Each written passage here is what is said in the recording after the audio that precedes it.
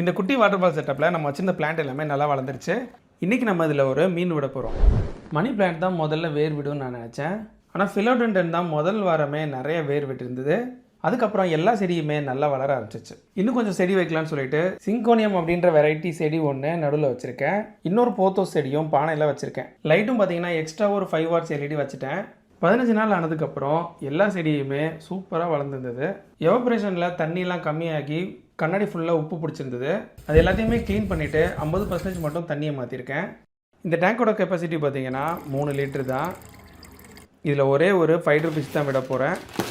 அதுக்காக கோல்டு கலரில் இருக்கிற ஒரு பீட்டா ஃபிஷ் வாங்கியிருக்கேன். ஒரு 15 நிமிஷம் சால்ட்டு பாத் கொடுத்ததுக்கப்புறம் அதை எடுத்து டேங்க்கில் விட்டுட்டேன்.